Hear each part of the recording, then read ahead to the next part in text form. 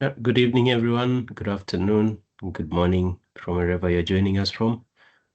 We will start shortly. Welcome to the session today, first of all. And thank you for just taking time to join and be part of this session that Robert is going to take us through today. We, first of all, would like to just encourage you as you prepare for your exam as well. And encourage you to be active and participate in this webinar. Robert will be covering stakeholder collaboration and a few concepts on agile execution also. And he'll also touch on communication. So feel free to ask questions, post on the chat. If you have any, we'll have a moment where you'll be able to raise your hand, be able to also ask questions directly as well. So for now, if it's possible, post in the chat where you're joining us from. Let us just get to know you a little bit, and when you're sitting for your PMP exam as well. So yeah.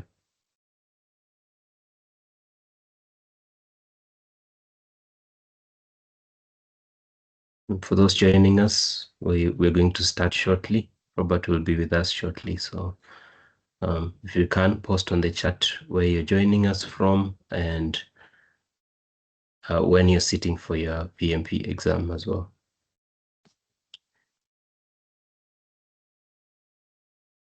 Okay, Elizabeth.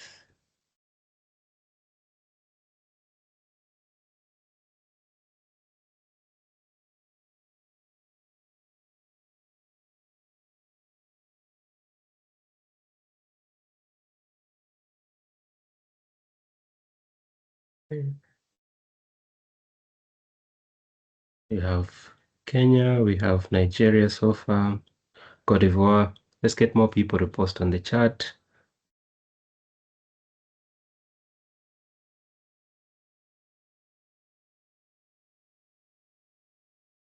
Okay. Robert, just let me know when you're ready to start.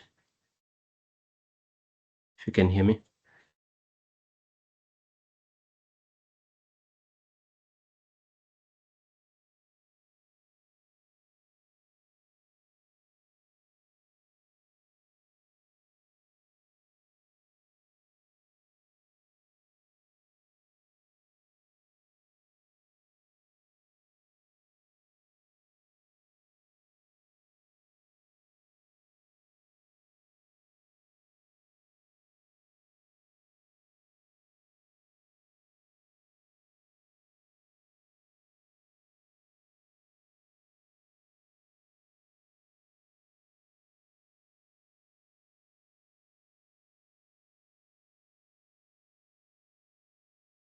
Good evening, Nelson. I'm ready to start. Okay, all right. Thank you. Take it away. I'll be on the background. Okay. Okay. Can you all see my screen? Yes, we can see your screen. Okay, thank you very much. Good evening, and maybe I don't know whether it's in the afternoon in some places, but I believe we are all. It's in the evening, especially in the sub-Saharan Africa. It's a pleasure for me to again be here to speak to you and encourage you and support you on your journey towards getting certified as a professional project manager. I always say that we have to remind ourselves the things that matter so much when you're preparing for the PMP exam. Top left, the exam content outline. So you've got to go through that checklist for the 3 domains, the people, process, and business environment. And you check each point, each task, and be sure that you understand, you understand and you can relate with what it says. Bottom left, the place to go to prepare for your exam, to practice with the relevant questions is the PMI study hall. Very fine questions, short quizzes, so many of them covering the entire ECO, and also the mocks that you can attempt as you prepare for the final exams. I know most of you know about this, but I need to emphasize this because it works. It works, and it enables you to do thorough revision. Once you've done the quiz, be sure to go back and review the answers so that you can understand better. See, you can get some of the questions right, others wrong, but you may actually be surprised the kind of explanation that is given even for a question that you go to write, and it opens up something that you probably didn't pay so much attention to. And then, of course, you should have you should strike a very good balance between the agile, waterfall, hybrid. You should be very comfortable with these approaches, their differences, and being able to look at a scenario and tell what's going on, which approach are they using. Is it a hybrid or is it agile? You should be able to do that. Right, so I started off with a word of advice, but these are my names, Robert Lunazi, in case you've been to this session where I'm facilitating for the first time. Those are my names. I'm based in Kigali, Rwanda, but we do training across the sub-Saharan region from Kigali, Rwanda, all the way to Ghana, and back Tanzania, and so on and so forth. So I'm certified. I've got certifications for PMI, a number of them. And the reason why I put them up here is to really encourage you. If I can get some of these certifications, why not you? I'm not smarter than you. It's just a matter of dedicating your time, and then you get to learn and you get the certification, and it gets you to where you want to get to. Other than that, I have a background of over 20 years working in the banking industry, working in manufacturing, but of course, we are supporting manufacturing as bankers.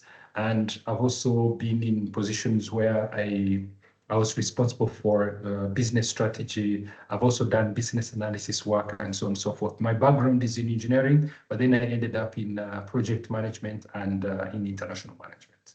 Those are my contacts, my email, and my phone number. Right, so we are supposed to look at about 4 tasks. And the first one is about collaborating with stakeholders. As PMs, we actually get to know how to deliver the project by effectively engaging the stakeholders. They are the source of, the requirements. When we are defining the scope, we engage them. They are likely to be the beneficiaries. They are likely to be the regulators. They are likely to be the sponsors of the project. They are likely to be the funders of the project. The stakeholders include our teams. Stakeholders include communities or anybody else within our vicinity that may be affected by the project or can affect the project activities. So then that makes it necessary for us to understand how to evaluate, to identify them. And this specific task has these 3 bullets. 1, evaluating the engagement needs for the stakeholders. And then 2, optimizing alignment between stakeholder needs, expectations, and the project objectives. On the second bullet, the most important thing to note is that there must be some sort of balance or trade-off between what the stakeholder needs and expectations are and what the project objectives are. If the two are not aligned, then you're going to have a lot of work as a PM in trying to align the project objectives with the stakeholder needs. And the only way to achieve that is proper engagement, early engagement, and so on and so forth. Bullet point number 3 is about building trust and influencing stakeholders to accomplish project objective C. You can identify stakeholders and you kind of reach some level of understanding, alignment, but that has got to be maintained throughout. Okay. If there was alignment at the beginning, there are no guarantees that it will remain like that. The expectations could change. They could have different feelings about the project and where it's headed when we are midway during the course of the project. Their enthusiasm can drop. Their expectations may change. And that's why we need to maintain it. So that's what bullet point number 3 is about. So we start off with the first one, evaluating engagement needs for the stakeholders. As I said, and I'm sure, of course, this is what you have covered in your training, that, stakeholders could be individuals or groups of people, organizations that may impact or be impacted by the project activities or their outcomes, or could be a group of people or individual, or could be individuals who just perceive that they'll be impacted by the project activities or the outcomes of the project, and we need to identify them. We can't ignore any stakeholder. And again, they have varying levels of influence. Okay, some are more influential than others. Some have more interest in what we are doing, what the project is about, others not so much. Others have high expectations, others not so much. Others will be involved, others will not. Now, in identifying stakeholders and understanding their interests, influence, expectations, it enables us to prioritize them, know how much effort will be required in engaging each group of stakeholders, depending on high interest. Definitely, high interest, high influence, you probably need to devote much more time and effort in engaging them and understanding their expectations and needs and so on and so forth. Then about the power, impact, level of involvement, definitely. Okay, so this is about identifying the stakeholders and knowing what is it that they are looking for, what their interests, how much leverage they have. Now, we also consider cultural, organizational, and political factors that could affect engagement. See, most of the time, the way the PMI course is structured, they assume that you're working in a cross-cultural, cross-functional environment where you're not necessarily working with the people you're familiar with. So if you are in a different cultural setting, how do you engage the stakeholders? Okay? For example, if you're from Nigeria, and that's where you have done most of your project management work, and all of a sudden you find an opportunity and you're now managing a project in Botswana. So this is a totally different environment, culturally different. So how do you engage the stakeholders? You have to be culturally aware. You must have a high level of cultural awareness and understand that things do not always work the way they have always worked where you're coming from. If I'm from Rwanda and now I'm managing a project in Senegal, then that's different. Okay? So we have to be cognizant of the fact that cultures can be different. By the way, in the same jurisdiction, in the same country, let's say I'm from Kenya, I could go to a different group of people. We're all Kenyans. So and the engagement will be different. Why? Because they're totally different. They have different interests and etc. So cross-cultural differences are not only as a result of people having different nationalities, but if you have different backgrounds, you've not been in the same environment, you have different approaches and so on and so forth. That calls for better understanding, high emotional intelligence, and so on and so forth.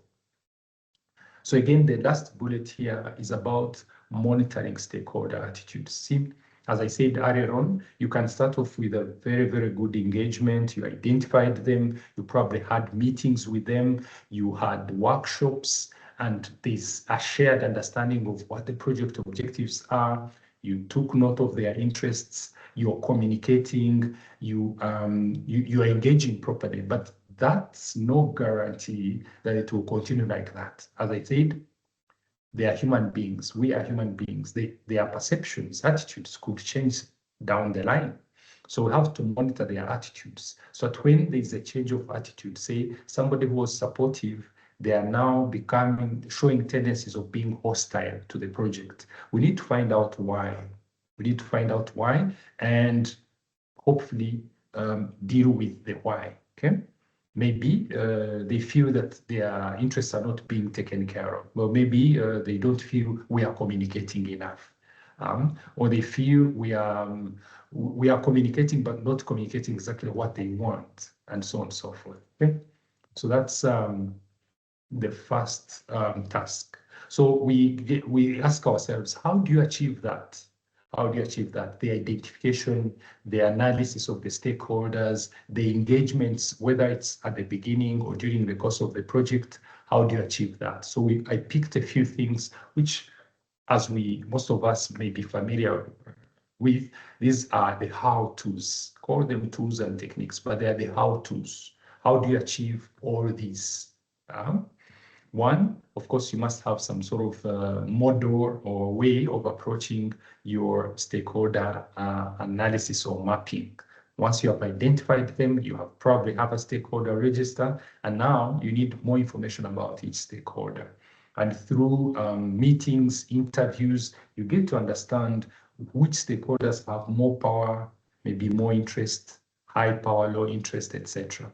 So there are a number of models that are out there that PMI presents. Of course, there are even much more that you will come across, but PMI presents intuitive models that once they're understood, then you can work with any model out there. But I know you're preparing for the exam, so we'll focus on these.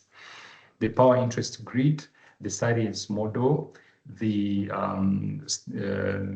stakeholder cube, the onion diagram. These are models that are used in stakeholder mapping, so that you are able to prioritize them. Now, during the course of the project, you could also do a SIM, a stakeholder engagement assessment metrics, where you're able to know which stakeholders are unaware of what's going on, which stakeholders are neutral, which stakeholders are resistant, which stakeholders are supportive, and others who are leaders will get to see that. So how do you gather all this information to fill up these models so that you now have a better understanding? One, of course, meetings and interviews, surveys and questionnaires. You can also work with a subject matter expert. Somebody who is familiar with the environment in which you're operating in, or an organization, will give you a sense of who is who. And then you can also have a brainstorming session, either within your team or with certain key stakeholders, and they give you insights. You can also move around, observe, have conversations, and get people's perceptions. I want to draw your attention to these 4 models that you'll find in the PM book. You must have found in your slides. The top left one is a power and interest grid, which enables us to locate a stakeholder in each one of those 4 quadrants. Top left, you remember, it's high power, low interest. These are like regulators. These are like, government agencies. Then bottom left, you have those that are low power, low interest. These are stakeholders that are in the peripheries of the project, who are not very much involved.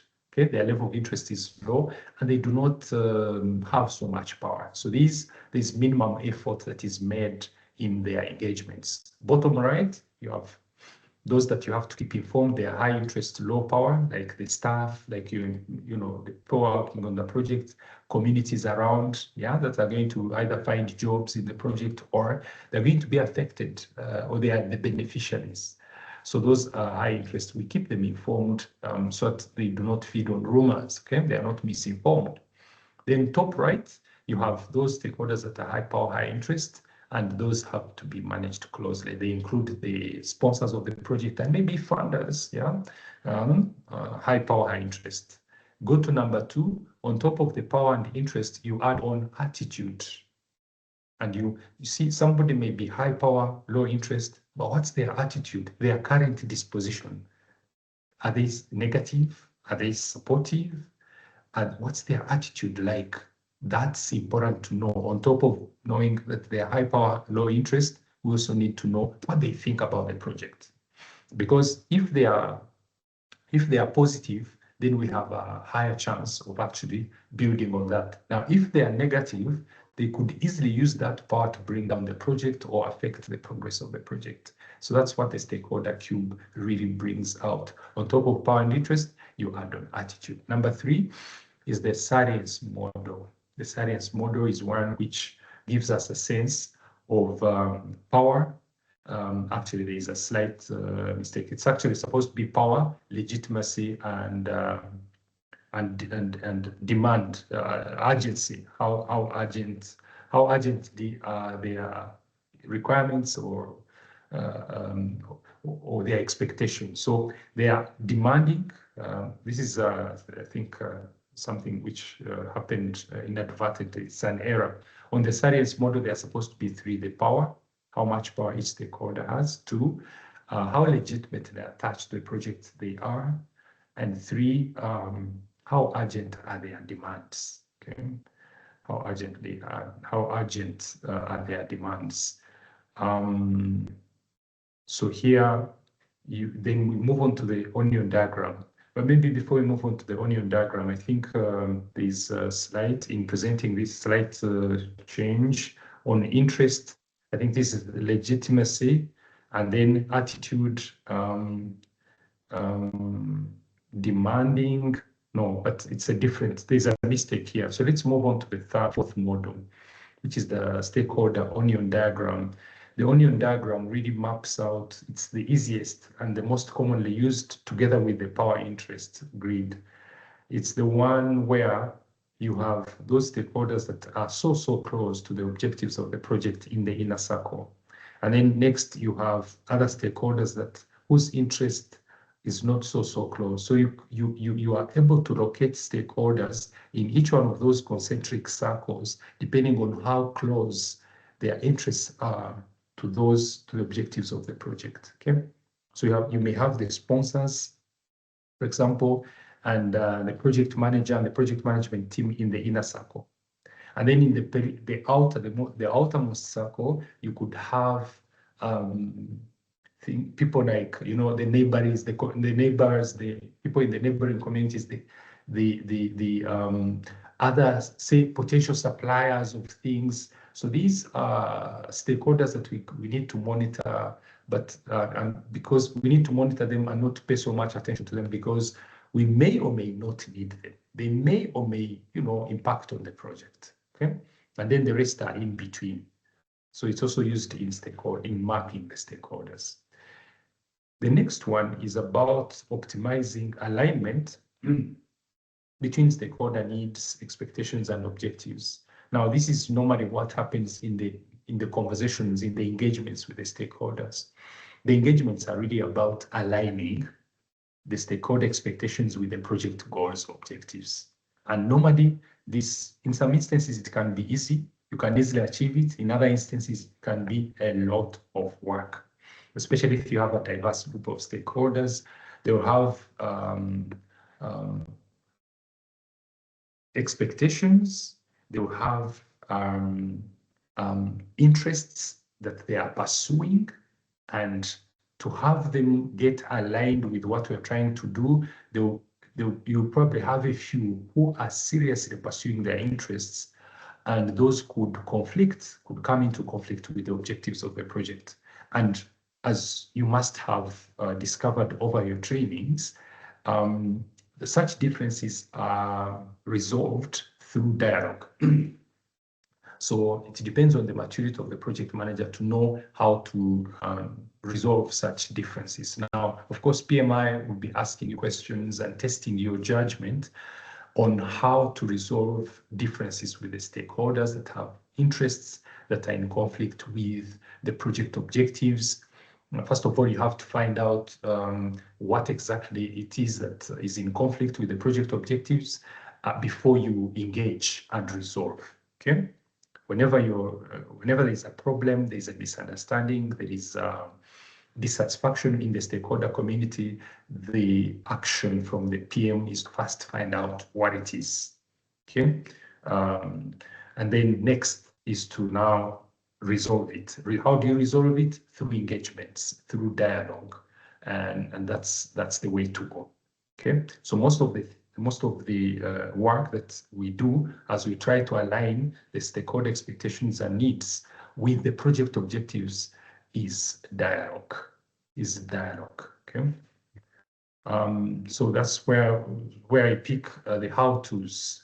You have a communication management plan, which tells you which stakeholders you have and the communication approach that you use. Okay, what are their communication requirements? For example, what is their interests?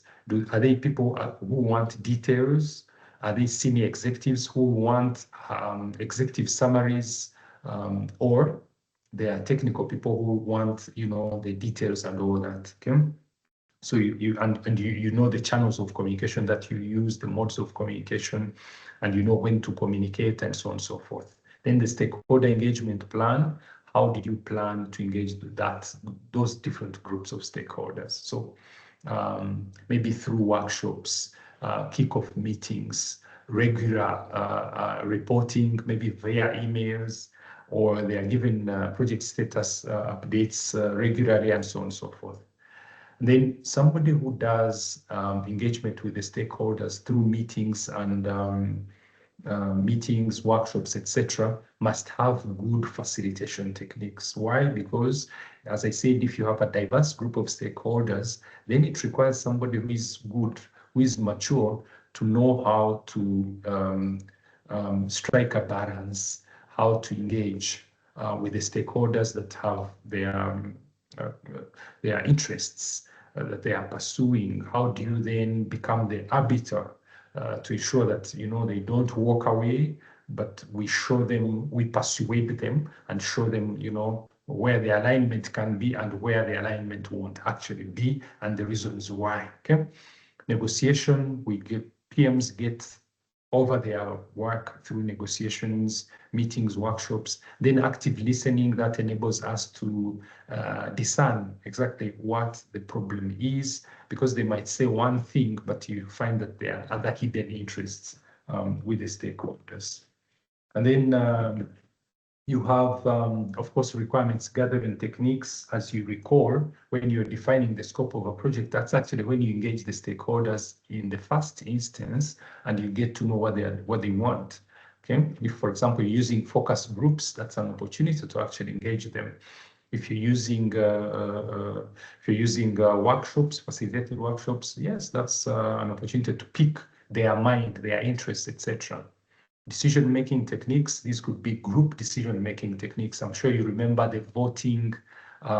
Voting normally should come after a discussion. We don't just say, okay, so and so is not in agreement, let's put it to a vote. No, you allow a discussion first, so that people get to understand the differing viewpoints before, and if they can't agree, then that's when you take it to a vote. If there is a question that seems to suggest voting as a way of directly resolving a problem or a disagreement, that might not be the correct one. It should be preceded by some sort of dialogue, and if dialogue fails, that's when we proceed to voting. Prioritization methods, of course, that also has it normally comes through discussions, knowing what should come first, followed by what, and so on and so forth. Feedback sessions, so that we get to know what's working, what's not working, what's the better way of engaging the stakeholders, which communication channels are working and which ones are not working, and so on and so forth. So we should be sensitive about feedback. Change management processes. If the project is going to bring about change, and then we need to be cognizant of that, because if the change is not managed well, then you have resistance. You have resistance from some pockets of stakeholders. They will push back simply because they don't feel that their interests are being taken care of. Collaboration tools, so that there is constant flow of information about the project, so that you have stakeholders, those that you have to keep informed, they are kept informed through such collaboration tools. You get their feedback, there's interaction, and so on and so forth.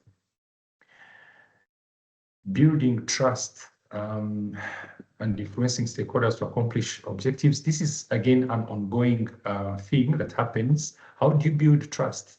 You have to be open, you have to be honest, you have to be transparent, meaning that from the initial stages as PMs, if we are very clear, when we are trying to align their interests with the objectives of the project, we have to be very clear which ones of their interests will be addressed and which ones will not. See, you can, some people can promise, that all your expectations will be met, and that would be unrealistic.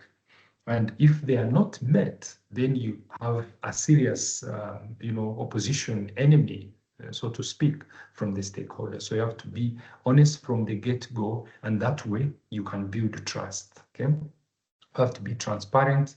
We have to do what we say we will do and say what we will do. Okay, demonstrating reliability. They can rely on us. And if they give us feedback, we act on it. If they request something, we follow through.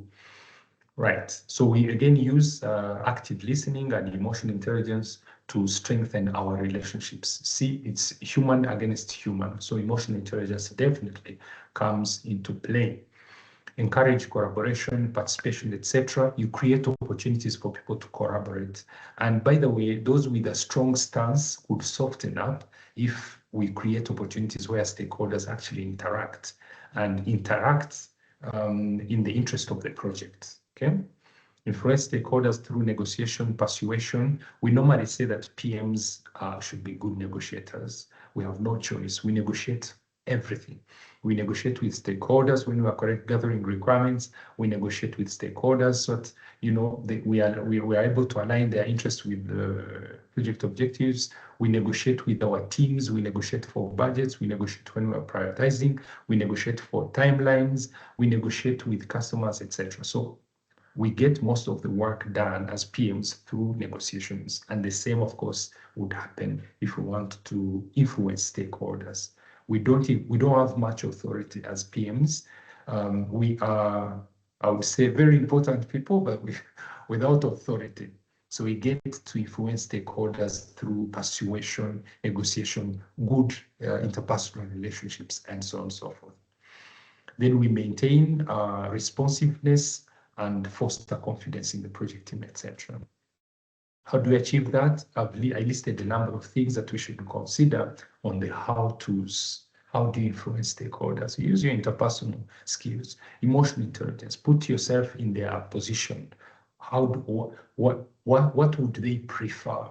Okay, what would be their preference if they are given two choices? Then, because if you understand their interests and you took time to understand them, then you're able to actually engage them in an appropriate way.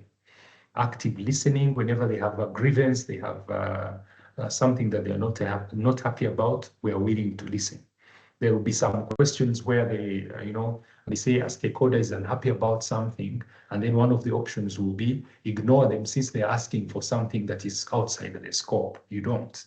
Okay, so you have to listen and explain and engage and persuade. Networking, leadership skills, you should be able to network. We don't wait for things to go south before we start, active listening. We actually start early. We have to be proactive, okay? So we develop networks with our stakeholders, with everybody that has touch points with the project, so that when that time comes, when they have to raise an issue, we already have good rapport with them. Right, so again, conflict management, if there's a disagreement, PMs are expected to move quickly because a small disagreement can easily spiral into a serious conflict that could affect the performance of the project or could damage the relationship between the PM and the stakeholder. So conflict management strategies, we should be sensitive to conflicts. Whenever there's a conflicting position that we are taking, we have to address it. We have to address it openly, engage, and so on and so forth. Influencing techniques, yeah, we influence, I already said, through persuasion, and so on and so forth. Then team building. Team building is not only for our internal teams, the project team. We could actually extend it to the stakeholders. Remember, there's a task which is about mentoring stakeholders. So who are these? They are probably end users who are going to be the recipients of our products, of our deliverables. So we want to bring them on board early enough so there's a seamless flow of information. They feel free to raise their concerns, to come up to the PM or the product owner and talk about their requirements or their changed requirements, or and so on and so forth. transparent communication, of course, coaching and mentoring the stakeholders so that they fully understand what the project is about, what to do, how they are supposed to be involved. If there are stakeholders that will be involved, they should be supported through the process. Then, of course, as you remember, one of the Agile principles is about emphasizes the face-to-face meetings. These are good in resolving issues, in bonding, in communicating clearly, more than emails and all that. I'm not saying emails are bad, but of course, face-to-face is always good. Why? Because it's rich in communication. You get to see the body language, you're in the same physical place. Even active listening is much more beneficial when you're in a face-to-face meeting. And we say it could be face-to-face meeting physical or face-to-face meeting maybe via video conferencing. Feedback and recognition mechanisms, of course, we have to recognize where stakeholders have been supportive, and we have to celebrate them, and we recognize their contribution, their support, and their involvement, and their engagement, and so on and so forth. That maintains trust. It builds confidence between the project team and the stakeholders. The next task was about executing the project with the urgency required to deliver business value. Now, this is an interesting task because it's about delivering. Now, business value, as we recall, would definitely equate to the reason why the project was initiated in the first place. So see, if I'm working for a bank and we're developing this product, or we're trying to put up a core banking system, is the value that it's going to bring, okay? So our system in the bank is expected to be up and running by September, okay?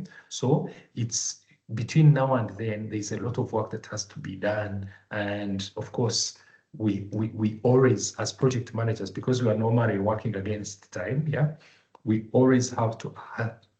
We have to do everything with a sense of urgency. Project managers are not sluggish.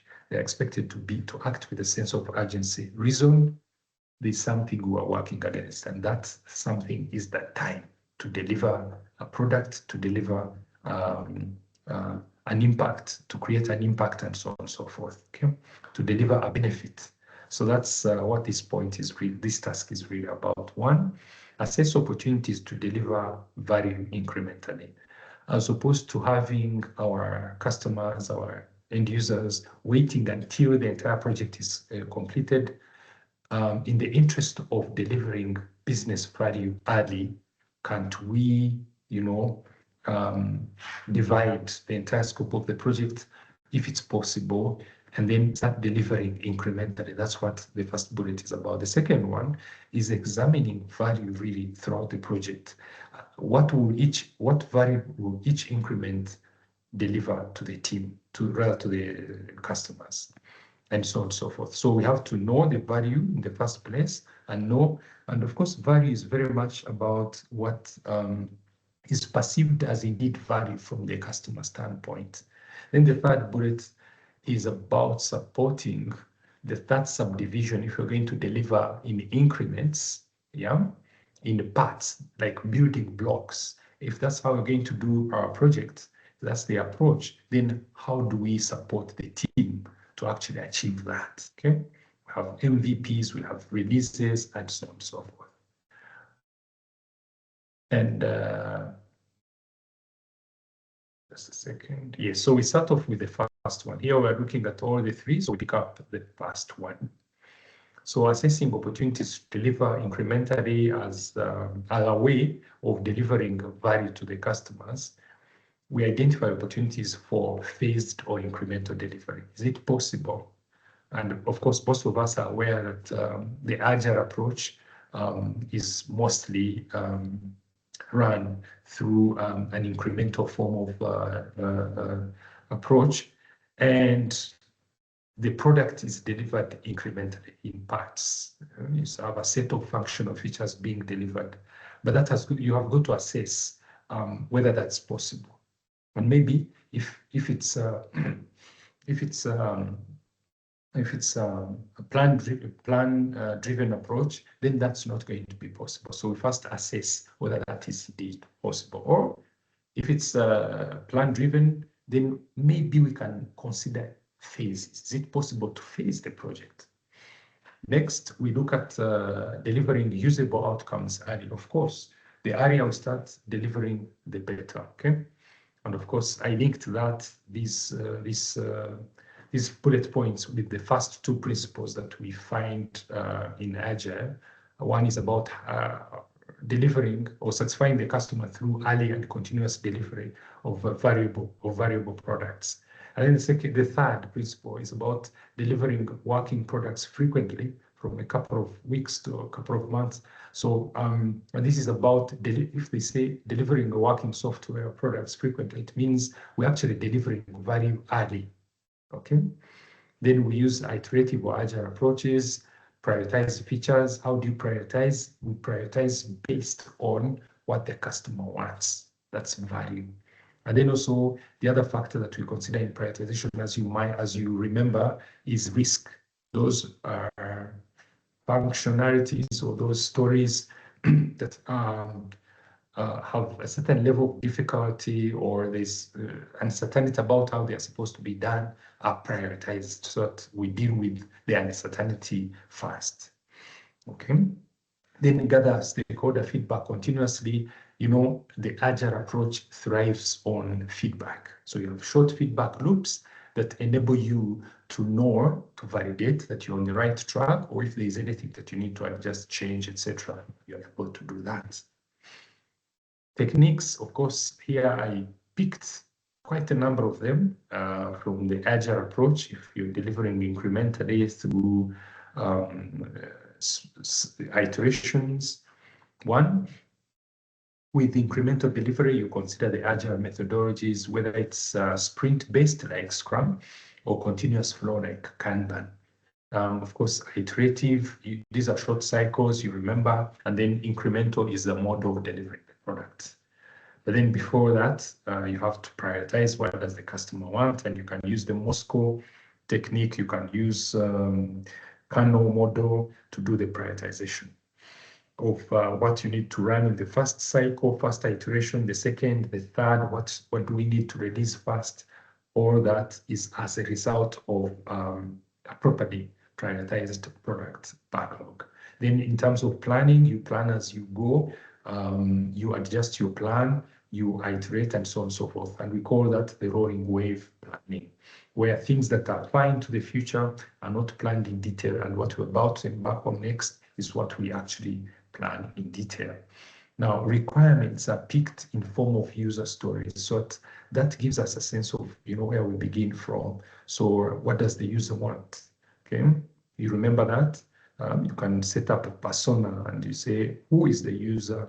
What do they want? And why do they want it? And how will the done item look like? Acceptance criteria. Then you have the sprint planning. Those iterations or sprints are planned. How is this going to be done? What should we pick next, depending on the priority list? And then what should we release? You have release points, as we're going to see later on. Then you have the MVPs.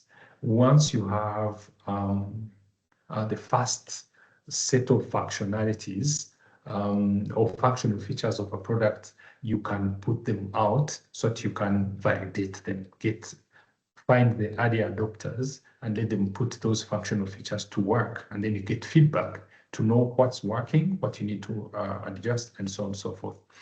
So minimum meaning that it's not a complete product. Viable means that these are functional features that can actually create value. Okay.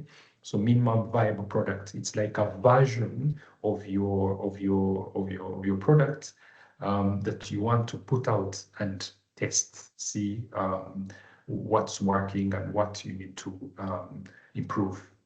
Then when you're using the lean agile, you do value stream mapping. And, you know, we all know lean is about being efficient, cutting out waste. And therefore, if we're using the incremental approach and we're running the project, we're delivering in increments, we have a higher chance of actually visualizing what it is that we are planning to do in detail yeah, for each iteration, for each release. And that way we are able to identify non-value adding processes, features, and we are able to cut them out. And we are able to do that with the value stream mapping. Value stream mapping is more or less like a process flow chart. And you're able to know what's happening at every step. And we ask ourselves, is this adding value, or what does this feature, what value will this feature add? And we are able to identify things that don't add value and we eliminate them. And that's being lean, being efficient. Okay. And then stakeholder reviews and sprint reviews, of course, these are reviews that are meant to give us feedback so that, we improve, which is the beauty of Agile. We get frequent reviews, frequent feedback that we use to improve what we are doing. And that way we are aligning closely with what the customers want. Then you have performance tracking tools like the burn up chart, burn down chart, velocity charts. Okay, these enable us to visualize how we are progressing. Okay. Next, we have examining business value. Okay, so the first one was assessing the opportunities of the opportunities that are there for delivering the product in increments, and is about value, very much about assessing value. So of course we know what happens with value. We say business value is the reason why projects are being initiated. It could be opportunity, or a project is being initiated to address a problem or deal with a gap that we have, and so on and so forth. Now, most of the value assessment is done during the pre-project work. When we are developing a business case, or we're doing a needs assessment or a feasibility study, if it's a large project, we are able to exactly define and map out what value this one project is going to deliver at the end of the day. And therefore, that being said, of course, if there is value, visible value, then it will lead to the initiation of the project. That will be justification for initiating the project. And that will be fed into the project charter. And then whoever is the sponsor, they will look at the value, and maybe using any of the tools that we know, any of the techniques. Could be the benefit cost ratio, could be NPV, could be return on investment, whatever, especially for the tangible, those that you can monetize, the benefits that you can monetize. It could also be some sort of impact for socially oriented projects, and that will be value. But then, having done that at the beginning when we're initiating the project, we are supposed to keep our eye on the value and see whether the project is still bound to deliver the value that was, initially clearly defined and understood as the outcome of the project. Now, a few things could happen. Our environment could change during the course, maybe midway during the course of the project. And in our assessment, as we examine the project, we realize actually that what this project was intended to address is no longer there. So that's the reason why we should examine the business value throughout the project. The need is no longer there, for example, or what we were trying to address with this technology is not there anymore. Why? Because technology has evolved and there are better solutions, and therefore what we're trying to do has been superseded. So that calls for continuous examination of business value throughout the project. Okay. Right, so that's what this point is really about, and I broke it down: reassess business needs and stakeholder priorities regularly, not only at the beginning. It's good to do it at the beginning, but you have to continuously check. Okay, are we still going to provide to deliver the value? Is the need still there? Do we still enjoy all the support that we need to deliver? Okay, ensure project decisions support value realization. Adjust. Now, this is the point. If there are changes within environment, or the priorities of our stakeholders or customers have changed, then we adjust the project direction to suit their new priorities. So that's the whole essence of keeping track with the business value whenever we are running a project. Okay, you'll be asked in the exam or in your mocks to give an opinion or judge what you would do as a project manager if you're midway during the course of the project and the stakeholder expectations or needs, requirements are no longer aligned with the project objectives. Okay. And then in such a case, you have to reassess the project objectives, you have to reassess the stakeholder requirements and find some sort of alignment, and that might require adjusting. So how is that done? One, of course, from the onset, you have the benefits management plan and the business case, right? So a benefits management plan will clearly show you how this project is going to benefit the customers. In what ways? What sort of benefit are we going to deliver? 1, 2, how shall we measure those benefits? 3, when will those benefits be realized? If, for example, it's going to be incremental delivery of the product, then we want to know at what point we'll be delivering what. Maybe these are release points. Okay, release something into the hands of the customers to put to use, and so on and so forth. So that's about the benefits management plan. The business case gives us the justification for the project and the clear objectives that we are pursuing with this project. Value analysis, that's done continuously. What was the value initially? And we have to maintain that. Cost benefit analysis already as part of the business case, we talked about it. Now, and value management, you remember, which is used in cost control. And here specifically, we are looking at whether the project is adding value at any given point. You remember, you have to get the CPI. For every dollar spent, what value are we realizing? And that, if it's continuous assessment, then you have, a very good understanding that you're still on track to deliver value. If you realize that you're overspending and you're getting less in terms of value compared to how much you're spending, then decisions have to be made, corrective measures have to be made to bring the project back under control. Then you have the KPIs. Here I picked something I'm sure you're familiar with, the management by objectives, meaning that you should not just run a project, you should not just lead your teams, they should have clear objectives, okay? KPIs. Right, so performance reviews, of course, at any given point, trend analysis. See, if the project is doing badly, it doesn't happen overnight. It will have been something that was building up, or has it been a one-time event? You want to know. If it's a trend, then that's easy to track and know what to do if the trend is headed in the wrong direction. Shows that we are headed in the wrong direction. Variance analysis, if we are deviating from, our baselines, what do we need to do to get the project back under control? Risk analysis, of course, we want to know if there are any new risks that our project is going to be exposed to that could affect our ability to deliver on the project objectives. Change control processes, how are changes being managed, because they can derail the project. We normally say that changes are one of the top killers of projects if they are not controlled. Okay? Then lessons learned, of course, we want to share any lessons learned. We want to pick lessons learned from past projects so that we can make better decisions. Product demonstrations and reviews, so that at any given point, we know we are doing the right thing. Okay. There are reviews, there are inspections, there are walkarounds, there are tests which enable us to, validate our direction. Next, we talk about support the team to subdivide tasks, etc. This is enabling the team to actually go for the incremental agile approach. Okay, break down deliverables, like when we're going to use the agile approach, we have to check whether the product is divisible, okay? So that we can kind of modularize it.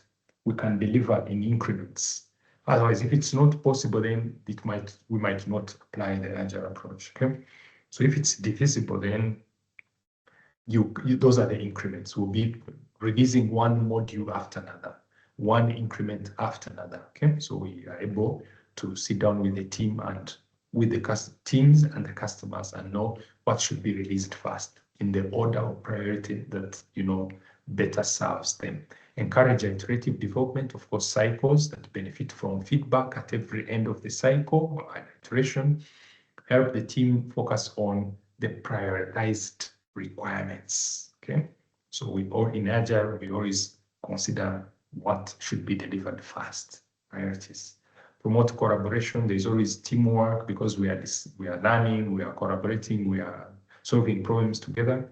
Teamwork, collaboration is at its best.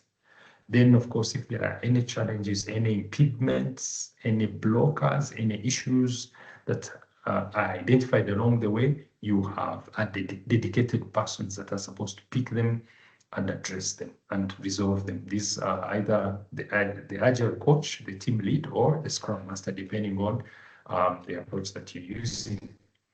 So here I came up with a number of things that we consider as the how-tos. Okay, work breakdown structure, typically for the predictive approach, where you deliver in phases. Okay, see, you can also deliver in increments when you're using the predictive approach, and that will be in phases, phase 1, phase 2, phase 3. They are all planned ahead of time because it's plan driven. The planning is up front, but you're going to deliver in phases, in parts. So you use a WBS. About the rest, it's very much about the Agile approach, having a backlog that is properly refined and prioritized, and you do the story mapping, showing how each story feeds into the other. There's a proper sequencing of the user stories and how it will all work. Okay, on that story mapping. And then you estimate the amount of effort that will be needed for each user story. If you're using the Kanban board, what remains to be done at any given point, what is in progress at any given point, and what has been completed. Then, of course, typically for Agile, you have the sprint planning meetings, daily stand-ups, retrospectives, etc. And of course, facilitation, brainstorming meetings. These are meant to create alignment. Prototyping, if we are dealing with something that not been used before, we prototype, we develop models, we present them. Yeah, could be physical or digital models that are used to gather early feedback so that you can refine, fine-tune, and so that we can deliver as per stakeholder or customer requirements. So prototyping is also viewed in different ways. For example, you can talk of mockups, you can talk of wireframes, especially those that develop websites and things that are visual, like screens. Or you can talk about piloting for large infrastructure projects. It's more or less like a prototype.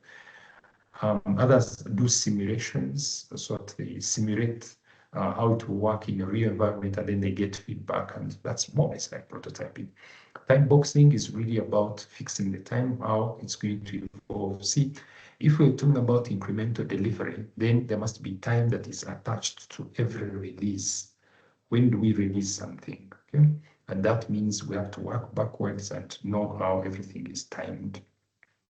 Collaboration tools, root cause analysis, if there are any issues. Now, the second last bullet, which is the impediments log, is very important because that's where all the issues are recorded. The impediments log is to the Agile approach what the issue log is to the predictive approach. If you're using the predictive approach, we use the issue log. If you're using the Agile approach, we use the impediments log, okay, which should be very clear in a visible place, and it should be tracked. So that if the impediments are not being removed, then we know why our teams are actually not progressing quickly. Next, we have the continuous integration and continuous delivery. We're delivering functionalities that are integrated into the system. If you look at this congested chart, it picks the key things that we need to know. Let's start from top left, product vision. If you're thinking of the incremental delivery, we need to have a high level understanding of what it is that we are delivering for who. Then after the product vision, you have the product map, product roadmap, which gives you what the customer wants released first, second, third. Those are the releases. And then for each release, you have iterations, okay? Short cycles that run for a few weeks, and at the end of which you get a review, and before we pivot and move on to the next, until we have something that is sizable that we can release, okay? Some iterations, of course, might end up with something that you can release for small projects, but for large projects, you need multiple iterations to have something sizable, valuable that you can actually hand off. And then if you go to number 4, bottom left, you have the velocity chart. You want to know how many story points were completed by the team in each iteration. That way you're able to track the performance. If you're doing incremental delivery, you need to keep track of, what the team is able to deliver. If they started off badly, but then they are improving over time, over the next sprints, that's encouraging, that's good. Maybe they were still in the storming and norming stage in the early days, and now they have picked up. But now, if they pick up and they get to a point and the performance starts to drop, you have those bars becoming shorter, then you know there's something wrong. Either there are impediments, challenges that these people are facing, or they are probably not motivated because the team lead is not good at things.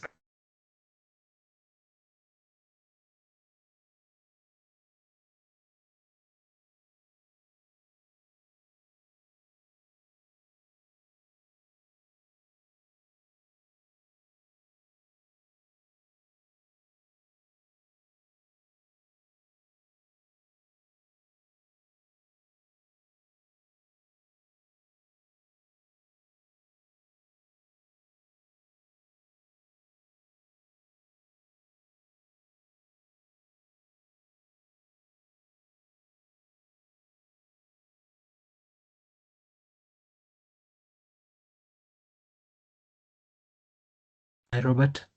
Is it just me or is everyone able to hear?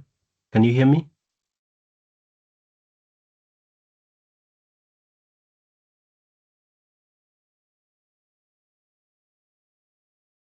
Okay.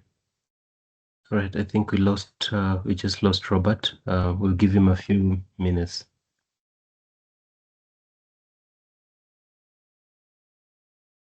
Robert, we can't hear you, and I think your presentation also it's no longer showing.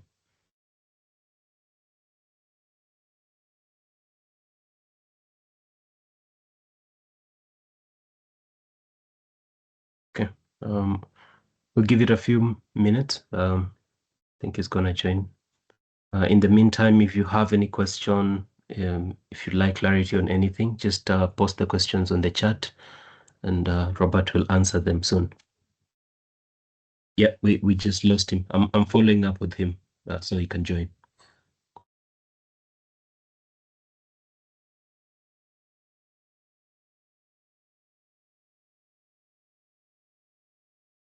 Yes, he'll join back shortly. I think he has an internet problem.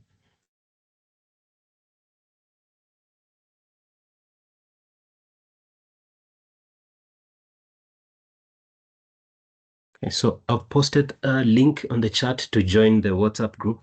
However, the WhatsApp group is almost full. I'm trying to get those that have already gotten their PMP certifications to leave the group so that we can accommodate more. If you've seen the link, just click on it and join. Hopefully we'll be able to accept you once others have already left. Those that have already joined have already accepted.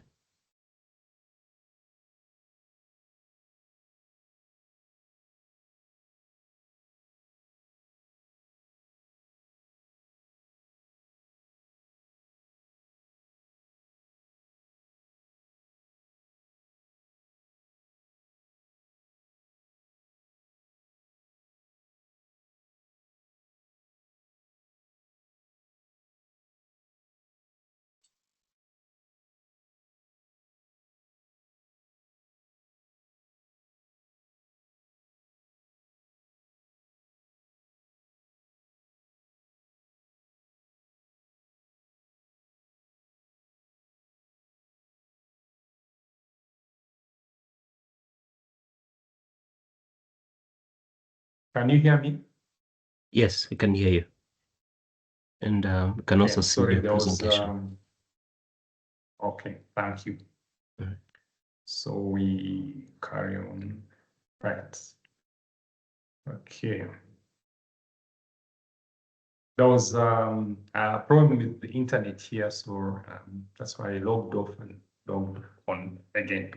Right, so moving on from the velocity chart, the other tool that we use to track the progress on a project, if you're using the Agile approach, then you know the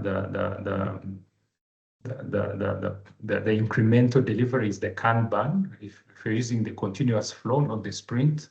If you're using sprints, we use the velocity. If you're using the continuous flow, of course, the Kanban, which is one of the commonly used tools that creates visibility of what's yet to be done, what's being refined, like in the backlog, what's ready to be done. It meets the definition. All the story cards meet the definition of ready. Now in progress, they are being worked on. Once they are done, then they are reviewed, testing is done, etc. And once they meet the definition of done, then they are put into the done column. So that creates visibility of the workflow, so that we know those that are being completed, done, and handed off to the customers. Now, number 6 is about the impediment log, which I likened to the issue log, which we normally use when we are in the predictive mode in the waterfall. So gives us kind of visibility of the Agile approach, the key things. Next, which is the last task, is managing communications. In project management, we deal with individuals, we deal with customers, we have teams, we have timelines to work against, and therefore communication is very important. And once there is poor communication, then that could affect a lot of things. We may misunderstand requirements or initially or changing requirements, or we may not update or appraise some of the key stakeholders, and that could upset them and create problems. They may not be aware of what the progress is. They may be misinformed, and so on and so forth. So it's always good to manage our communications as PMs. And I'm sure most of you are aware that PMI actually says from research that project managers spend above or 85% of their time communicating. We are speaking to people, we are making presentations, we are making phone calls, sending emails, preparing things, reviewing other people's work, and so on and so forth. And so that's how important communication is. So number one, we analyze the communication needs of our stakeholders so that we can communicate appropriately. Number two, we determine the methods of communication. Once we understand their communication needs, then that informs our methods, channels, how frequently they want the communication to happen, and the level of detail, okay? And then, of course, we have to be aware of the information to communicate and so on and so forth. And then confirmed communication is understood. Now, it's a very good thing to communicate, but we must be sure we are actually communicating very well, or we're communicating at all, because we may think we are communicating, but people are not getting the message we're trying to put across, and we're going to see what that means, communicating, okay? So we understand the communication requirements, we come up with the communication methods, channels, frequency, and level of detail. We then communicate project information as frequently as it was planned. We update, our communication plans based on feedback, and that way we are on track to effectively communicate. So let's look at this cross-cultural communication model, which of course PMI presents, which I'm sure you're very familiar with. So it's normally between the sender and the receiver, and it's not a monologue, it's a back and forth. Now, the reason why it's called a cross-cultural communication model is because as PMs, we work in a cross-cultural context or environment. Now, if I find myself, for example, in Tanzania, and I'm leading a project, and I'm communicating with a certain group of stakeholders, and me, I'm from Rwanda, Kigali, and the way I communicate, how I communicate, I mean, the tools that I use, the language that I use can be different, okay? The level of detail, etc. But also, it could be not just people of different nationalities, it could actually be people with different backgrounds, okay? Maybe I'm working, let's say my project is being funded by IFC, the World Bank arm that finances the private sector. Now, if it's IFC, they have a way of communicating, but is it the same as how we communicate here? So there can be a misalignment. So let's examine this and see what we have to learn from the cross-cultural communication model.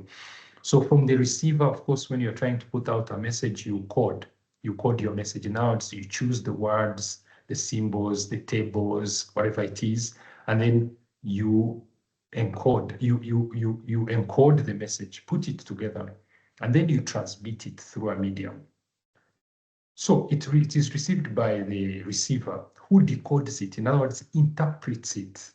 And after they have interpreted it, they will start preparing some sort of response.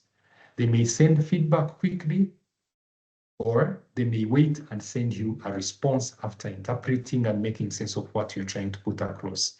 Now, of course, remember, we are communicating through a medium. This could be a phone, could be an email, could be some sort of messaging or some portal where we are sending this information.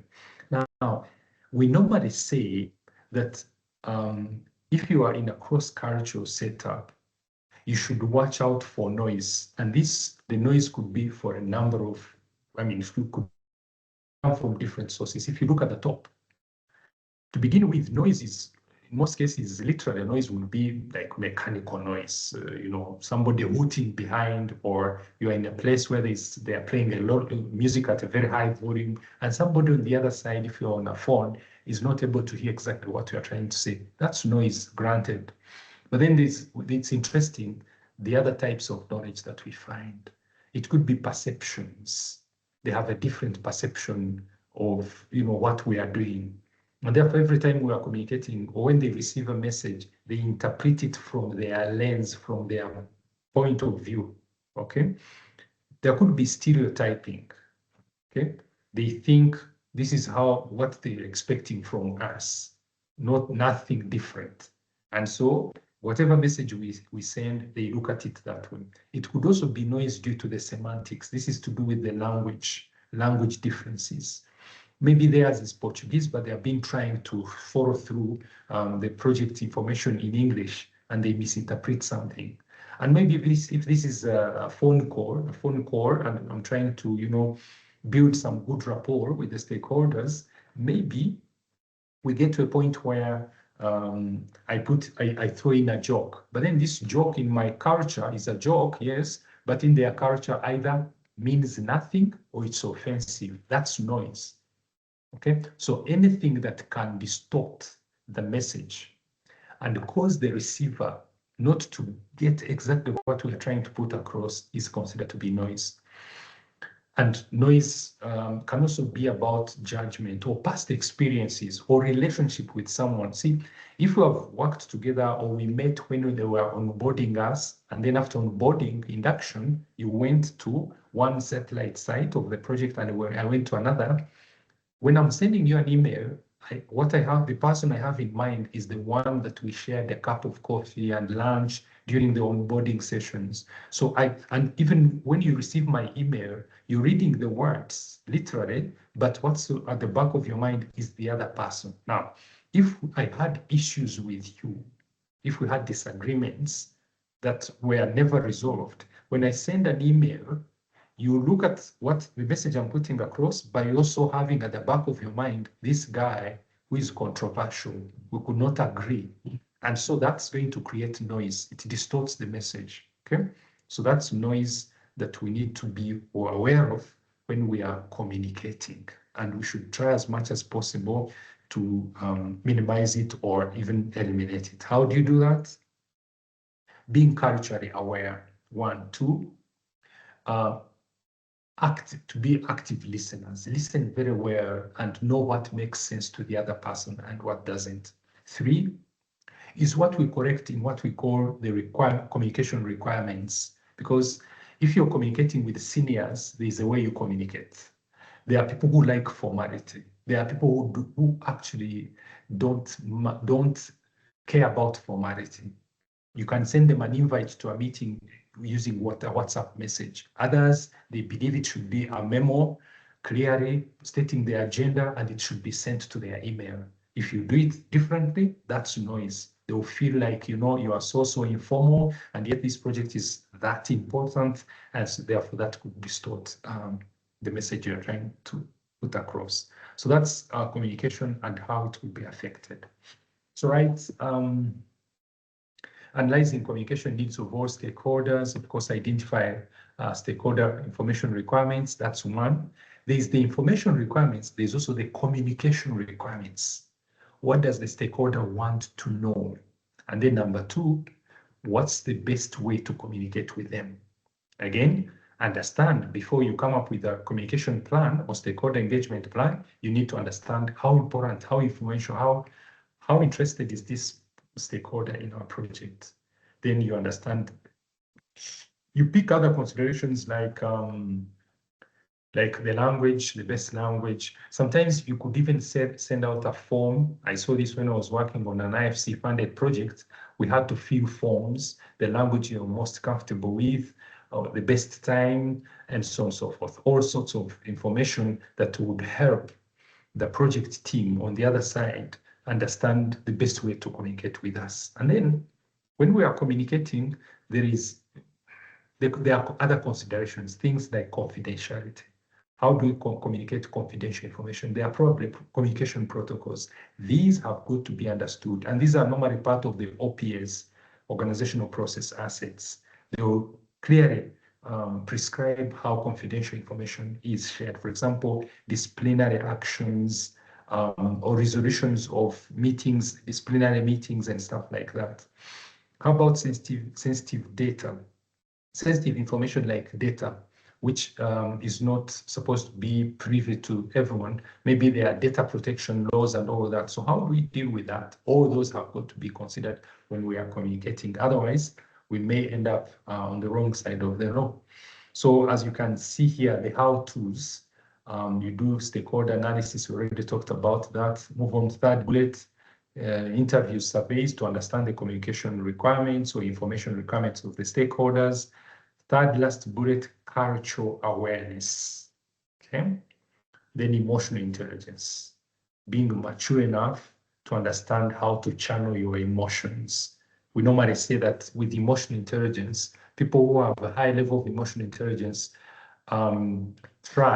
they are in control of their emotions to the extent that the emotions never run ahead of reason. If they run ahead of your reasoning, then you find that you're saying things, doing things, and then afterwards you realize it was actually the wrong thing to say, it was inappropriate, etc. So being emotionally intelligent means that you manage your emotions in an intelligent way. You channel them where they're supposed to go, and you hold them when you have to. That's self-management, okay? Then communication requirements analysis, I already talked about that. Then determine communication methods, channels, we already talked about this, and we said these are picked from engaging stakeholders and understanding their communication requirements. Some like formality, others like informality, and so on and so forth. Now, the communication methods can also be different. Communication methods can be different for different communications or for different groups of stakeholders and so on and so forth. Then you choose the suitable communication channels, meetings, emails, depending on how urgent or how serious or how important an aspect is that you're communicating. For example, if it's something so urgent, I'll not send an email. I'll probably pick a phone and call. If it's something that is so confidential, then I might not put it on WhatsApp. Okay, I'll find better ways of communicating, probably meet the person face to face and have a conversation, tell them, break the bad news. Okay, that's how you do it. So there are considerations when we are communicating. Define communication frequency, yes. Tailor the level of detail according to the stakeholder needs and authority levels. And of course, in this day and age, it's all enabled by technology. And if there is technology, then we have to understand which stakeholders have access to that technology, which stakeholders do not have access to the technology, and also the ease with which they can utilize the technology. Okay? Tools to use, there is the communication model, we already talked about it, the communication management plan, information management systems, like the PMISs, like RIKE, Microsoft projects. You can talk of Jira and so on and so forth, where you can actually put project information. You might want to communicate with the stakeholders something about the progress of the project, where we are. You can create dashboards on your PMIS, okay? All those are tools that you use to communicate, put out information. And maybe there's email or messaging platforms. Maybe there are sessions that we create periodically where we appraise everyone or most of the key stakeholders on the progress of the project. And then communicate project information and updates effectively. See, you can start off well, but what we have found with most projects is that they could start off well advised, but then during the course of the project, they kind of become complacent. And in the process, you're dealing with stakeholders, things can go south. And some of the stakeholders will say, okay, this guy started off well, but now we don't know what's happening with the project, okay? So we say we have to communicate project information and updates effectively. We maintain the standard, okay? Share accurate, clear, relevant, and timely information, provide status updates, and some stakeholders can actually be upset if they do not have the latest information about the project, and they will put up, their complaints, and we have to address them. Use concise and understandable language. See, you may have a diverse group of stakeholders, and if you do not segregate them, like know which stakeholders need this kind of information, and we have one project status report circulated to everyone, maybe it includes lots of technical jargon, graphs, tables, data, and then now we are sharing it with some people who actually make sense of the information that we are sharing. But you also have others who look at the report and admire those graphs, admire the tables, admire the numbers, but they don't make sense of them. And we ask ourselves, are we communicating? The answer is no, we are not actually communicating. Why? Because the message, they're not receiving the message, okay? So that calls for proper an understanding of the communication requirements for your different stakeholder groups. Then encourage transparency and openness in communication. So that if they have, misgivings about something, they're able to, shout back or write back or call. Yeah, and we should be known to be responsive whenever they give feedback. Adapt communication style to different stakeholder groups. And by the way, you keep on updating, because you might think you're communicating, and when you check, you find actually you're not communicating enough. So we are always on the lookout to improve our communications.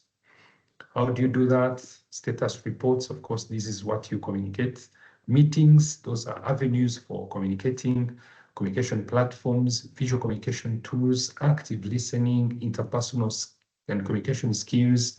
There are some stakeholders, you will send an email, you send those reports, but they're not good at reading their emails and reports. I know some of you may not have that experience, but if you understand the kind of stakeholders that they are, after sending that report via email, which they indicated that that's the best way to communicate, you again pick a phone and update them. Whatever is in the email, you kind of give them a high-level summary, and they only stay with what you said on the phone. Or if you go and have a face-to-face meeting with them, that's what they keep. Emails, no, they actually didn't open. Now that you know them, then you'll be doing both. You'll be sending an email, but also picking a phone or going there and updating them face to face. That's not unusual. Interpersonal and communication skills, emotional intelligence, etc. And then the very last on this list is the risk and issue log. Okay, which risks have been identified that would affect, our project? Are there any issues? Have they been resolved? And so on and so forth. Then confirm communication is understood and feedback is received. This goes without saying. I think I've said it before. You verify that stakeholders correctly understand the information. Encourage active listening and two-way communication. Always have that two-way communication. If you're communicating and you're very proud of how you're communicating, how you're using the latest tools to communicate, please be humble enough and check whether you're actually communicating from their standpoint. Okay, so you should always be keen to get feedback. Right, obtain feedback through discussion, surveys, etc., and then address misunderstandings. They may have misunderstood what you communicated. They could actually have concerns about the issues that you raised in your communication. So if some of them will actually react quickly, others will just keep quiet, or they are reserved, or they are waiting for an opportunity to meet you. But if you are proactive and you seek feedback from them, then they'll be able to open up and tell you what their concerns are about the issues that you raised in your reports. Monitor stakeholder responses, engagement levels, etc. Right, so that's it for the tasks that I was given to run you through. I would like us now to take maybe 3 minutes break, and then we start looking at some of the questions that I've prepared for you, because you're preparing for the exam at the end of the day. Yeah, we can go on, we can talk about all these concepts. They are quite interesting. Project management is interesting, but then at the end of the day, you want to first nail down your certificate, and then you can, continue your career enjoying, how to set up projects, how to plan, how to execute, control, and so on. So if you allow 3 minutes, is that okay, Nelson? Yes, that's fine. We can take 3 minutes and start at 30 past. Thank you very much. Okay. Everyone, we're taking a 3-minute break, and then when we come back, we'll be doing questions.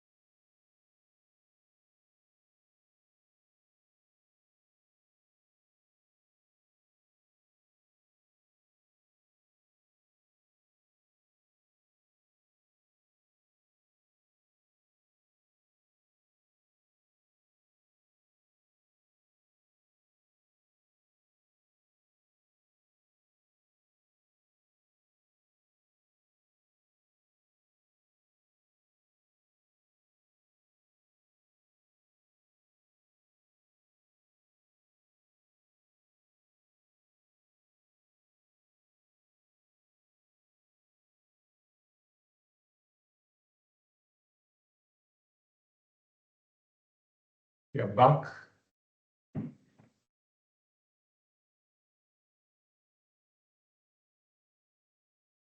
Can you hear me? Yes. Okay.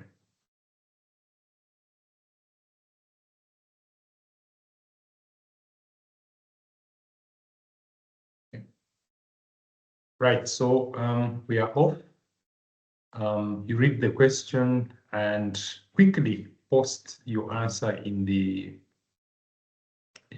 chat room.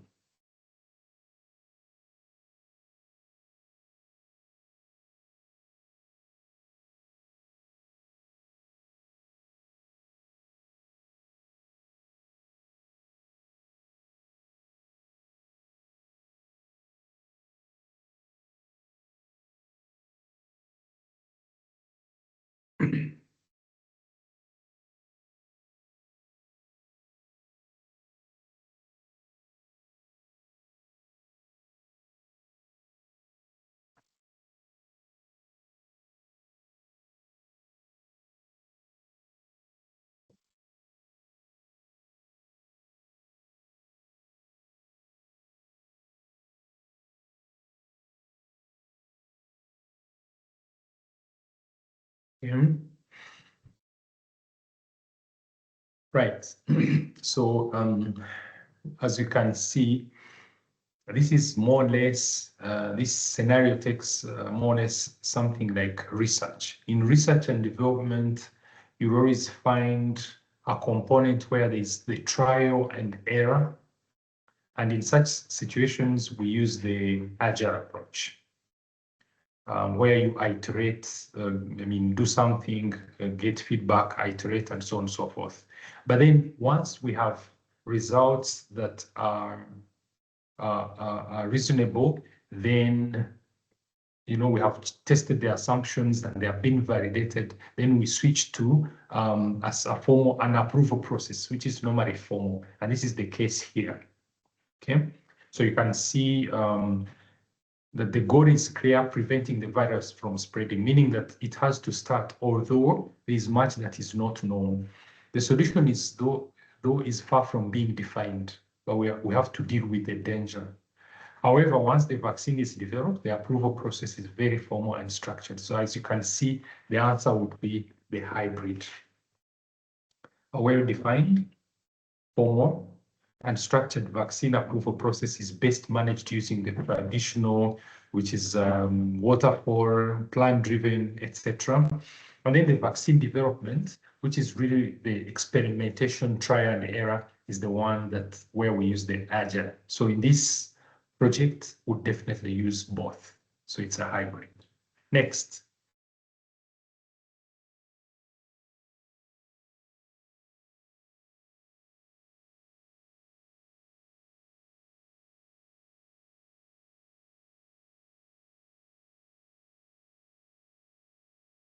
Quickly put your answer in the chat.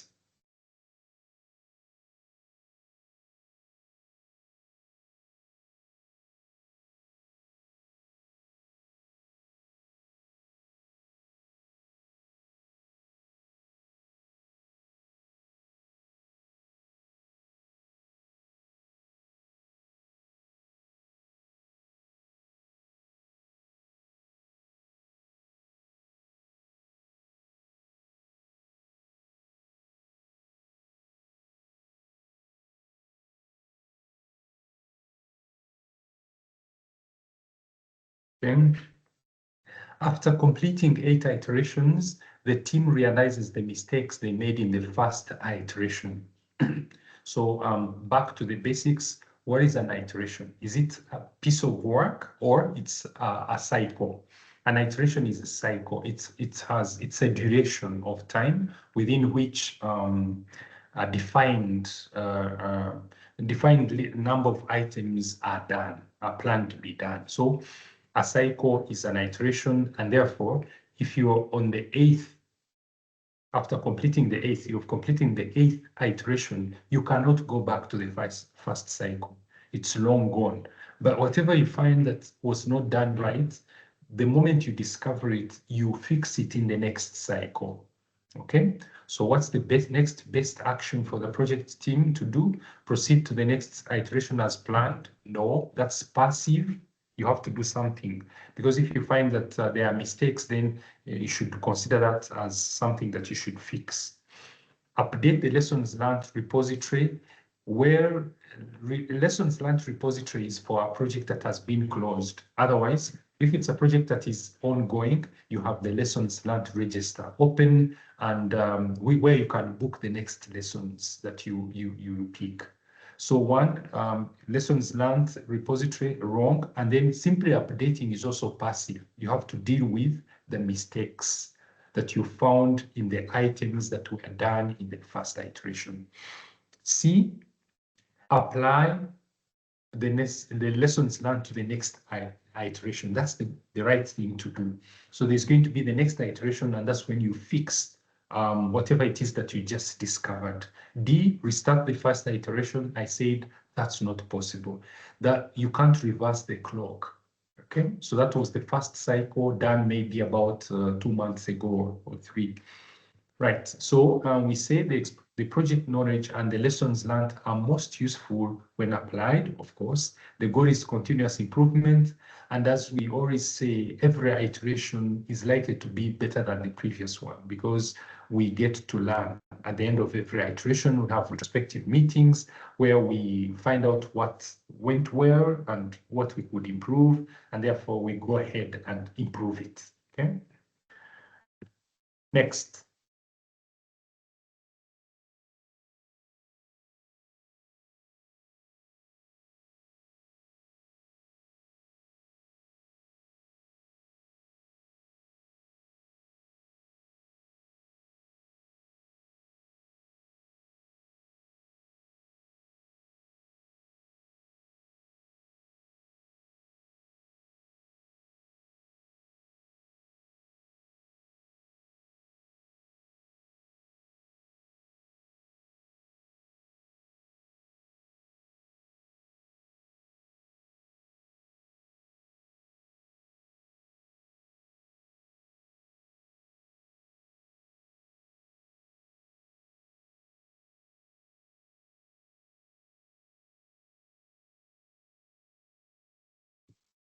Right. A regulator requires traceability from requirements to deployment, which is normally the case, because they want to see compliance from, the requirements as they were corrected, compliance requirements through the specifications, through design, through building or execution, and through all the way through to testing and seeing a feature that has got the capability that meets the compliance requirements. So that's traceability for you. So the team fears this contradicts agility. What is the best approach? The first thing you have to note here is the word regulator, meaning that it's not something you can bypass. It's a compliance requirement. It's a must do. All right. Now the team fears this contradicts agility, where sometimes yes, sometimes the two can coexist. So let's look at the options. What's the best approach? Abandon traceability to preserve agility. That's not possible, because traceability is part of the regulatory requirements. B, add a formal change control board. So what would that be? What would it do? Add a formal change control board to change things where that's not directly related to what we just picked, what we just seen in the scenario. C, integrate lightweight traceability into the backlog and automated tooling. That seems to strike a balance between agility and compliance. D, switched predictive methodology, where the reason why the team fears this contradicts agility, it's because they have opted for agility because of the nature of the work or what the customers want. They are probably going to deliver in increments. Therefore, it's something that is their chosen approach to getting the project done. Therefore, C would be better than the others. So we say, look at the explanation. Agile does not eliminate governance. It streamlines compliance using automation and traceability matrices within Agile documents or artifacts. This question tests your understanding of Agile in regulated environments. Agile does not reject compliance. It adapts to it efficiently. Okay? You do that which is necessary. Okay? Next.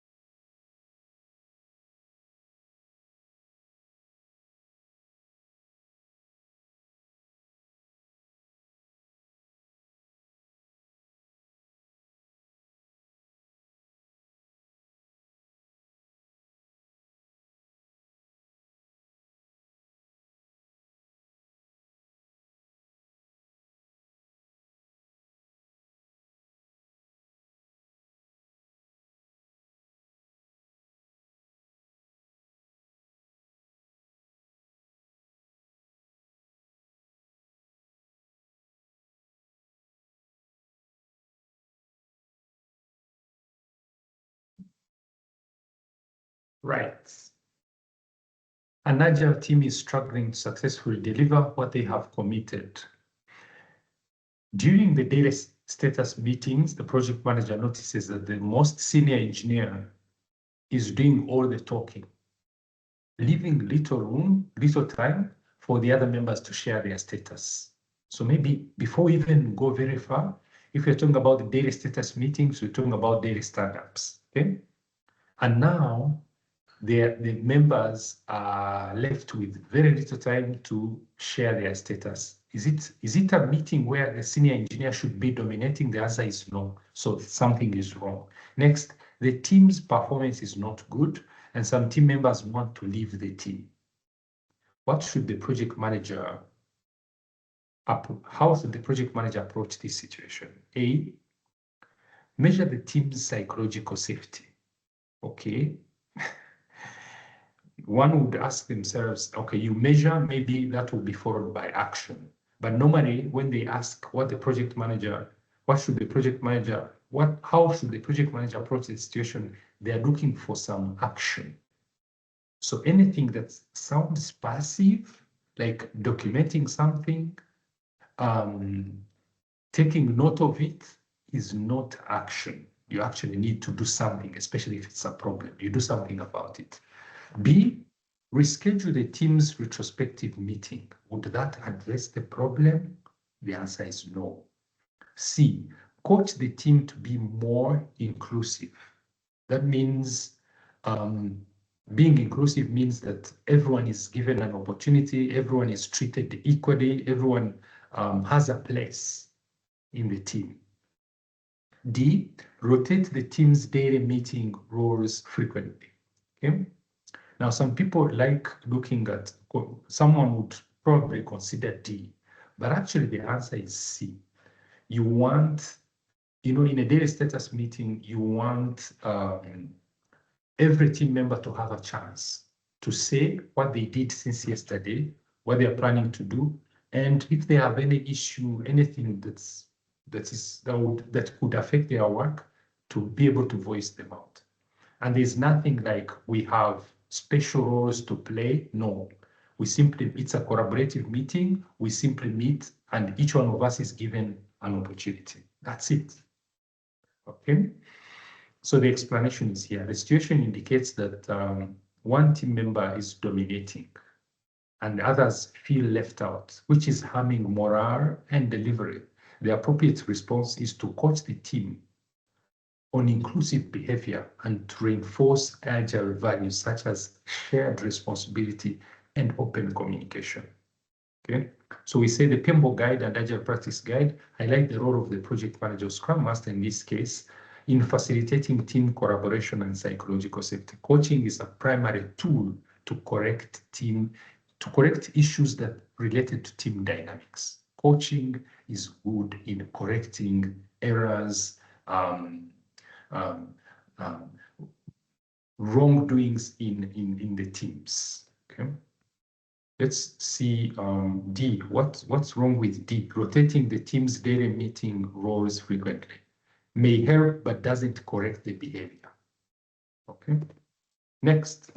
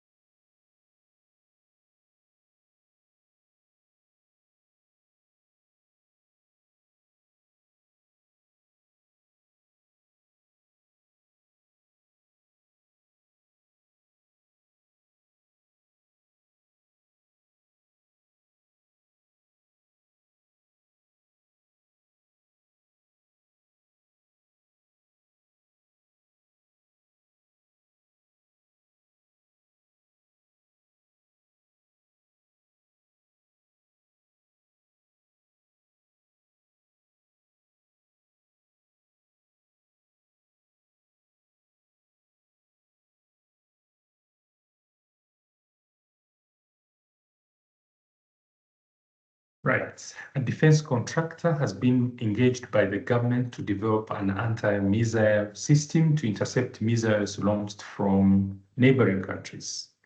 The contractor completed similar projects in the past using an established predictive project methodology. However, due to the new type of missiles used by the attackers, the solution for anti-missile system is unclear.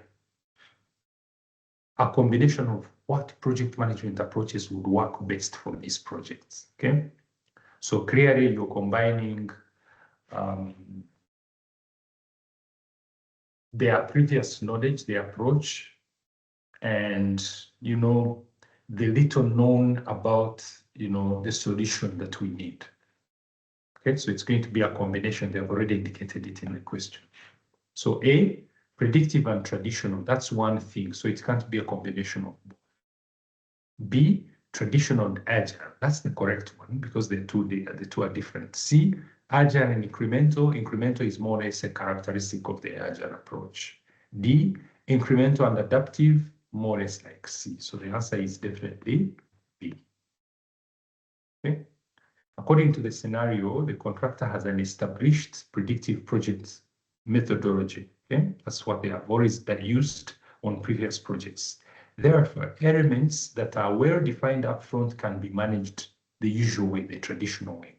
However, due to the new type of missiles, the anti-missile system will need to be adapted as the project progresses. This development is best managed using the agile methods. Next.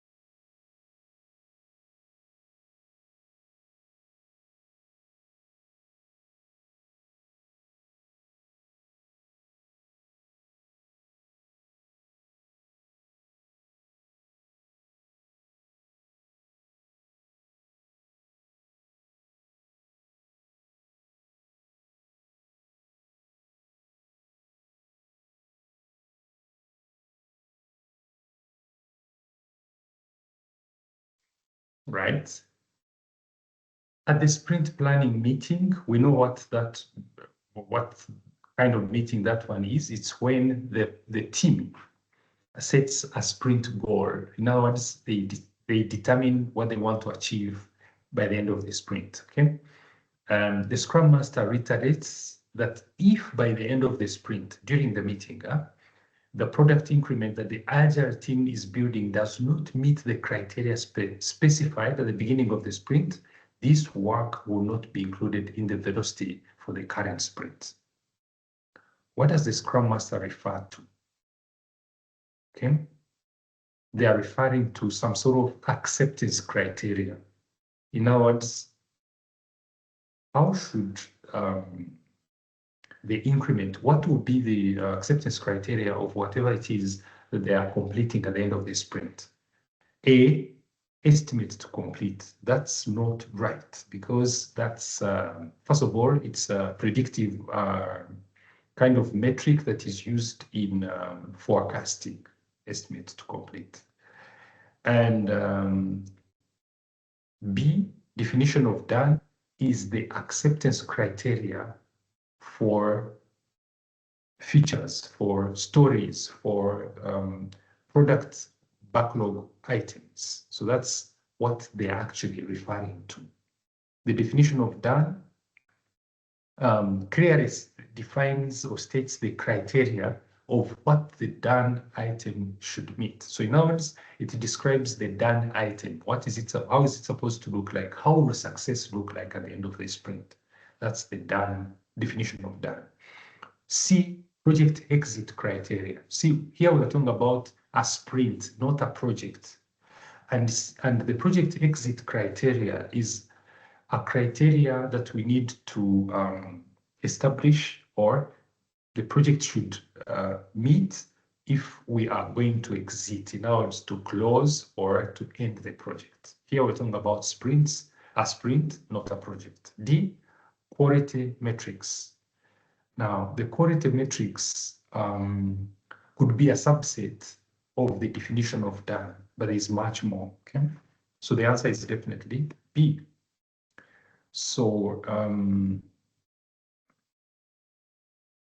in Scrum, that's the explanation, only work that meets the definition of done is considered complete.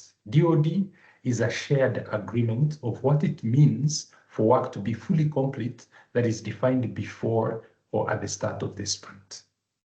Normally, this is something that is agreed upon, and that's why the Scrum Master is actually putting it out so that everybody gets to know what it is that they will be used to measure their results, okay, to confirm that it's done. And if it's not, does not meet the criteria, then it's not done, okay.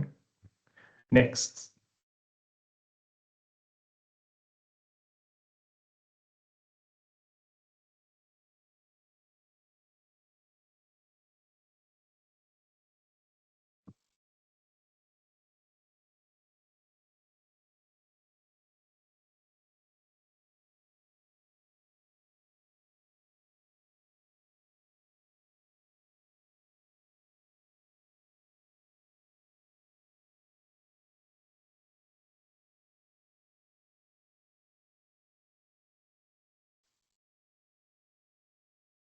An organization that is steeped, meaning that it's more, it leans in a predictive project management approach, has decided to adopt hybrid methods as a transition strategy to agile project management. A pilot Scrum project has been chartered, a pilot, like trying to, see whether this will work or not. And Scrum roles and responsibilities assigned. The project manager wants to ensure the optimal delivery of value to the customer. What should the project manager do next? They have a pilot Scrum project. They have, defined the Scrum roles and responsibilities, and now they want to focus on delivering value to the customer. So what should the project manager do next? So whatever it is that the project manager should do should be towards addressing that quest for delivering value.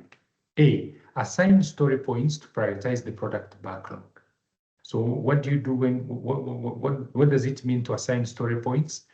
It means assigning each story, each work item, the size, which is a reflection of the effort that will be needed to get it done. Now, it says assign story points to prioritize the product backlog, where prioritizing the product backlog seems to speak to value, but assigning story points is not consistent with that. Okay, you can have large-sized, medium-sized, small-sized, having different levels of priority. B, request that the team use the MOSCO method. That's for prioritization. Okay, so you can see A and B are very much about prioritization. C, schedule Scrum training for the product owner.